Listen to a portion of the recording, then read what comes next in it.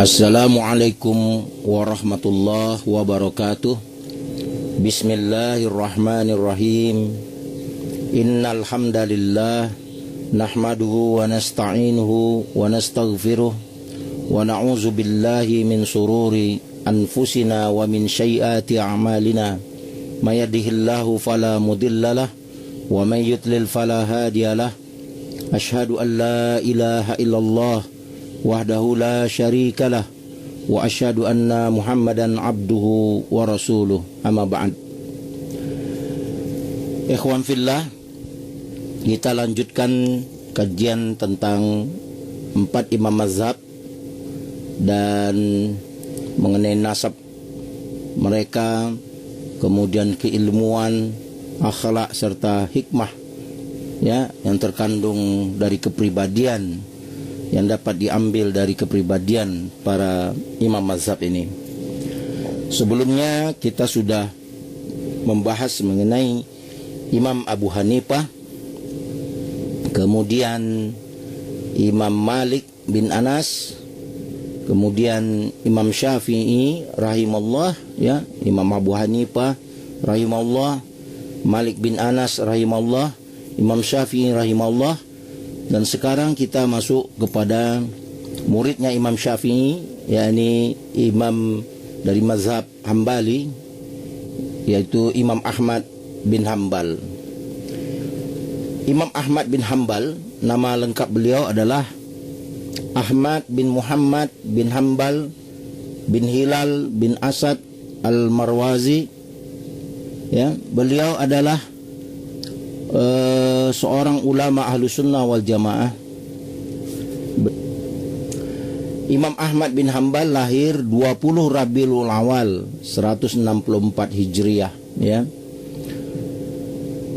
Kemudian ya kalau dalam Masehinya itu tahun 780 Masehi ya. Di Indonesia tahun 780 Masehi itu mungkin masih kerajaan Sriwijaya barangkali itu ya. Imam Ahmad bin Hanbal ini adalah muridnya Imam Syafi'i. Beliau adalah seorang ahli hadis ya, ahli fikih ya. Beliau menimba ilmu dari beberapa guru. Di antaranya guru beliau yang masyhur adalah Imam Syafi'i rahimahullah ya. Guru beliau yang lain adalah Ismail bin Ja'far, Abbad bin Abbad al-Ataki, Umari bin Abdullah bin Khalid, Husaim bin Basir bin Qasim bin Dinar as-Sulami, kemudian Waqi bin Jarrah, kemudian Ismail bin Ulayyah, Sufyan bin Uyainah, Abdul Razak ya, kemudian Ibrahim bin Ma'kil ya, itu guru-guru beliau. Adapun murid beliau yang masyhur 2 orang putra beliau dan keponakan beliau ya, yang setelah beliau wafat 3 orang murid beliau inilah yang masyhur menjelaskan kembali kitab beliau yang beliau tulis, yakni putra beliau Saleh ya bin Imam Ahmad bin Hanbal, dan satu lagi putra beliau Abdullah namanya bin Imam Ahmad bin Hanbal. Keponakan beliau Hanbal bin Ishaq ya. Itu 3 murid beliau yang terkenal ya, yang kemudian menyebarkan karya beliau ya, dan menjadi mazhab Imam Ahmad bin Hanbal atau Hambali, yang dikenal oleh masyarakat sebagai mazhab Imam Hambali. Imam Ahmad bin Hanbal ini adalah yang menulis kitab Al-Musnad Al-Kabir ya, yang termasuk sebesar-besarnya kitab musnad ya, dan sebaik-baiknya karangan di zaman itu ya, dalam penelitian hadis. Kemudian Imam Ahmad bin Hanbal memuat di musnad beliau itu sekitar 25.000 hadis ya. Di antara karya Imam Ahmad adalah ensiklopedia hadis atau musnad ya, disusun oleh anaknya dari ceramah-ceramah beliau, dari kajian-kajian beliau oleh anaknya, disalin ya, disusun menjadi kitab. Yaitu ada lebih dari 40.000 hadis, juga kitab As-Salat dan kitab As-Sunan ya, As-Sunnah ya. Karya-karya Imam Ahmad bin Hanbal rahimahullah yang lainnya sangat banyak ya. Kitab Al-Musnad ya, karya beliau yang paling populer, memuat lebih dari 27.000 hadis ya.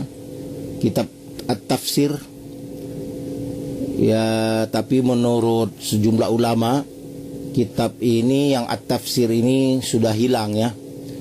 Mungkin pada saat penyerbuan tentara Mongolia ke wilayah Baghdad, wilayah-wilayah negeri Islam, Mesir ya, dan lain-lain, itu kan dibakar itu perpustakaan-perpustakaan kaum muslimin oleh tentara Mongolia ya, kaum Tartar itu.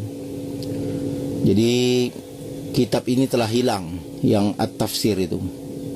Kemudian kitab An-Nasikh wal Mansukh ya. Kemudian kitab At-Tarikh, kitab hadis Syu'bah, kitab Al-Muqaddam wa Al-Mu'akhar fi Al-Quran, kitab Jawaban Al-Quran, kemudian kitab Al-Manaksi Al-Kabir, kitab Al-Manasik As-Saghir, kitab Usul As-Sunnah. Kemudian banyak yang lain ya, murid-murid beliau juga menyalin ulang makalah atau tulisan-tulisan beliau, atau ada kumpulan dari ceramah-ceramah beliau yang sudah dijadikan dalam bentuk kitab ya oleh putra beliau dan keponakan beliau. Seperti kitab Al-Ilal ya, kitab Al-Manasik, Az-Zuhud, kitab Al-Iman, kitab Al-Masail, kitab Ar-Rasir, Al-Fadail, kitab Ta'ah Ar-Rasul ya, Al-Faraid, dan lain-lain. Imam Ahmad bin Hanbal adalah seorang yang sejak mudanya sama dengan Imam Syafi'i, seorang yang dari muda itu sudah mencintai ilmu ya, orang yang senang kepada ilmu Al-Quran dan Al-Hadis ya. Beliau sangat hati-hati dalam berfatwa, terkenal dengan seorang yang betul-betul meneliti setiap perkataan mengenai hadis ya. Apabila hadis-hadis yang disampaikan tidak sahih ya, beliau sangat hati-hati ya, dan beliau menjelaskan betul-betul kedudukan hadis kepada murid-muridnya, kepada jamaah, kepada orang yang beliau ajak bicara, karena beliau takut menyampaikan sesuatu yang menggelincirkan orang dari pemahaman yang keliru akibat hadis yang tidak sahih atau hadis yang maudhu dan lain-lain. Sehingga itulah beliau betul-betul sangat teliti dalam ilmu hadis. Imam Abu Ja'far mengatakan bahwa Imam Ahmad bin Hanbal ini adalah orang yang berakhlak sangat pemalu ya. Akhlaknya mulia, sangat baik orangnya. Dalam pergaulan beliau memiliki adab yang baik ya. Seorang yang banyak berfikir, tidak terdengar darinya kecuali muzakarah hadis dan menyebut orang-orang soleh ya, dan penuh hormat dan tenang, serta memiliki ungkapan-ungkapan yang indah ya, sehingga orang yang mendengar pun menjadi tertarik dan senang ya, tenang mendengarnya. Bila berjumpa dengan orang atau orang lain, beliau itu sangat ceria ya, mudah senyum. Kemudian beliau rendah hati serta pandai dalam bergaul ya. Beliau rendah hati pada guru-gurunya dan memuliakan, menghormati guru-gurunya. Imam Syafi'i mengatakan Ahmad bin Hambal adalah imam dalam 8 hal. Ini gurunya yang mengatakan ini, Imam Syafi'i rahimahullah.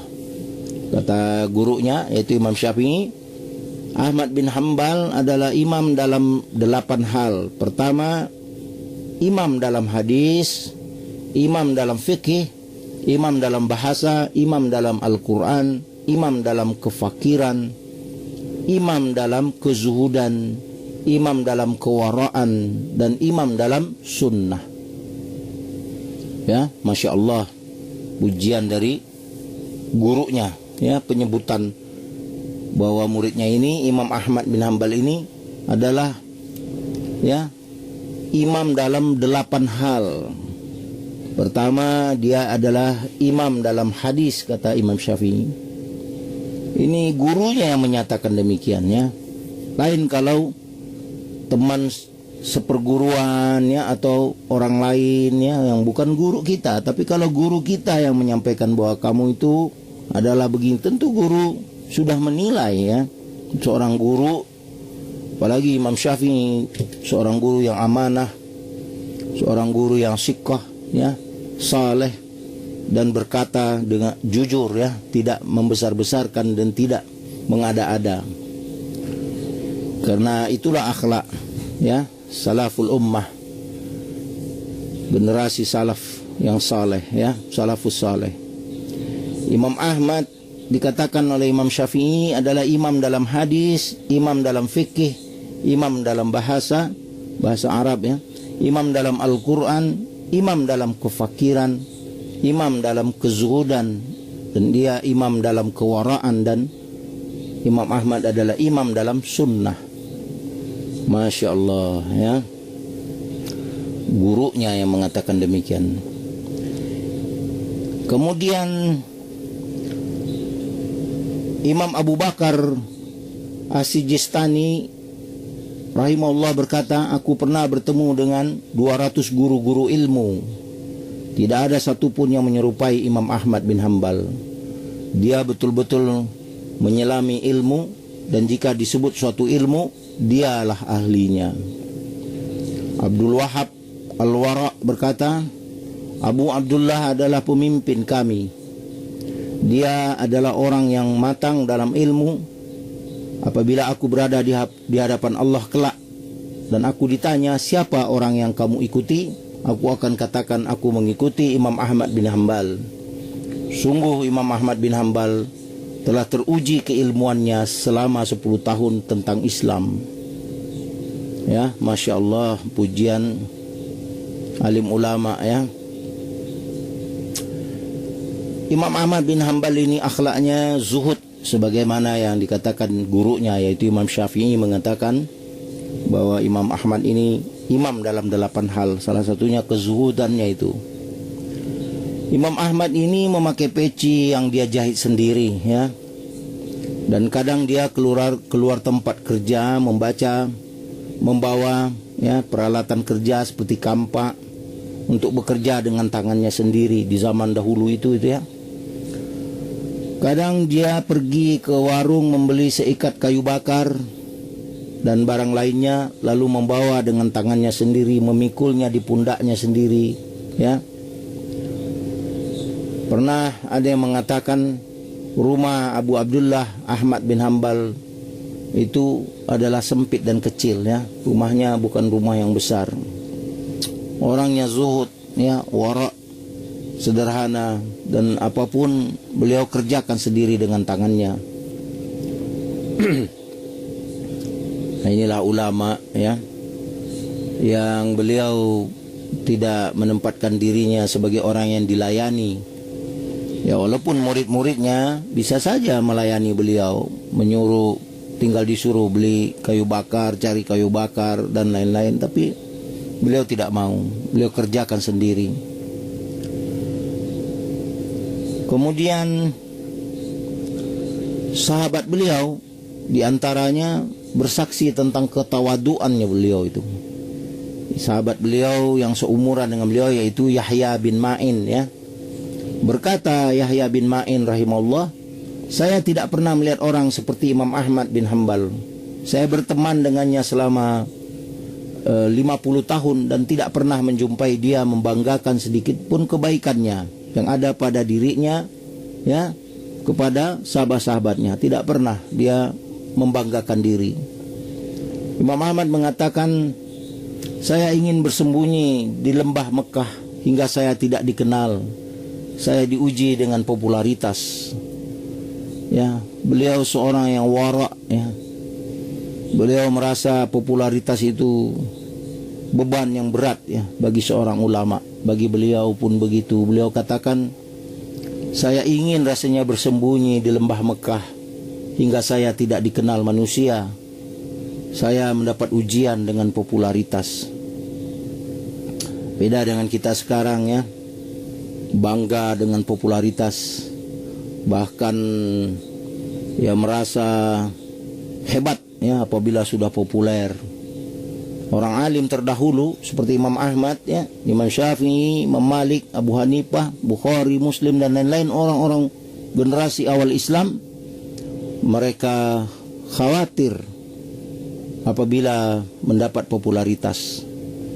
Bahkan Aisyah pernah berdoa, Aisyah radhiyallahu anhum, Aisyah binti Abu Bakar Siddiq, istri Rasulullah. Aisyah pernah berdoa, ya Allah, jadikanlah aku menjadi orang yang tidak dikenal manusia. Ya, jauh dengan kita sekarang. Kita zaman sekarang bangga sekali apabila menjadi orang terkenal, ya. Dan penyakit itu juga menjangkiti ustadz-ustadz juga, ya. Ya, tidak menyembunyikan diri lagi, menampakkan. Masih ada ulama-ulama kita yang sekarang ini, ya, yang tidak mau divideokan kan nanti menjadi popularitas, ya, mendapat popularitas. Banyak sebenarnya orang-orang alim, ya, dari orang-orang yang populer sekarang ini banyak, tapi mereka tidak mau tampil menjadi populer, tidak mau. Mereka hanya sebatas di majelis-majelis saja, ya. Jadi masih banyak orang-orang berilmu, orang yang wara', orang yang alim, rabbani, ya, dan mereka tidak mau diliput, ya, dimuat di berita, apalagi di TV, ya, mereka tidak mau. Nah, itulah kedudukan kewaraan orang itu berbeda-beda. Kemudian beliau juga seorang yang sangat sabar dalam menuntut ilmu. Nah, ini penting sekali, kesabaran menuntut ilmu. Hikmah yang dapat kita petik dari akhlak salaful ummah, di antaranya dari 4 imam mazhab, adalah sifat sabar itu yang ada pada diri 4 imam mazhab ini. Tentunya mereka itu adalah mengikuti Rasulullah sallallahu alaihi wasallam, ya, Nabi Muhammad sallallahu alaihi wasallam dan para sahabat radhiyallahu anhum, ya. Karena 4 imam mazhab ini kan adalah generasi sesudah generasinya Rasulullah dan para sahabat, ya. Bahkan kayak Imam Ahmad ini dan Imam Syafi'i adalah tergolong generasi tabi'ut tabi'in, ya. Walaupun sebahagian dari ulama ahli sirah, masalah sejarah Islam menyatakan masuk Imam Syafi'i dan Imam Ahmad ini masuk dalam generasi tabi'in yang terakhir. Ada yang berpendapat demikian, tapi yang masyhur seperti Ibnu Hajar Asqalani mengatakan, ya, termasuk dalam kelompok tabi'ut tabi'in, ya, kecuali Imam Abu Hanifah, ya, karena Imam Abu Hanifah sempat berguru dan bertemu sejumlah sahabat Nabi. Bahkan Imam Malik juga begitu. Imam Malik bin Anas, pemimpin mazhab Maliki, itu sempat bertemu sahabat Rasulullah dan sempat berguru beliau dengan sahabat Rasulullah. Itu ada di Al-Muwatta, itu dijelaskan.